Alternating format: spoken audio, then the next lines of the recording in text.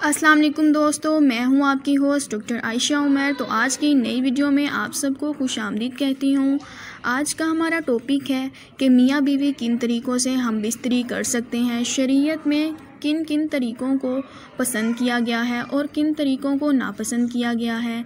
मियाँ बीवी खड़े होकर, लेटकर, बैठकर, औरत को अपने ऊपर लिटाकर, अपने ऊपर बिठाकर या बीवी के ऊपर लेटकर या घोड़ी बनाकर, क्या ये तमाम तरीक़ा से हम बिस्तरी करना जायज़ है या नाजायज़ है। आज मैं आपको हम बिस्तरी का एक ऐसा तरीक़ा बताऊंगी जिससे मर्द को भी खूब लज्जत हासिल होगी और औरत को भी खूब मज़ा आएगा। पहला तरीक़ा ये है कि औरत को नीचे लिटा लें। जैसे कि औरत को नीचे लिटा लिया, फिर इसके ऊपर लेट जाएं।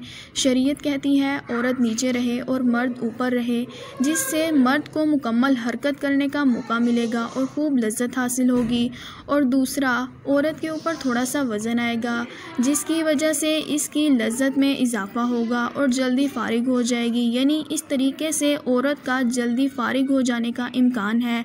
मर्द की तो ये ख्वाहिश होती है कि औरत को ऐसे करना है, वैसे करना है, लेकिन आपकी खुशी के लिए वो ऐसा कर तो लेती है, आपकी बात मान लेती है, मगर औरत को मुकम्मल तौर पर लज्जत हासिल नहीं होती। औरत को नीचे लिटाकर हम बिस्तरी करने से हमल भी बहुत जल्दी ठहर जाता है। माहिरीन डॉक्टर्स के मुताबिक औरत नीचे की तरफ लेटे और अपनी टांगों को इस तरह से फैलाए और मर्द इस तरह इसके ऊपर लेटे कि अज़ाओ ख़ास तौर पर एक दूसरे के मुकाबिल हों, यानी शर्मगाहें एक दूसरे से मिल जाएं।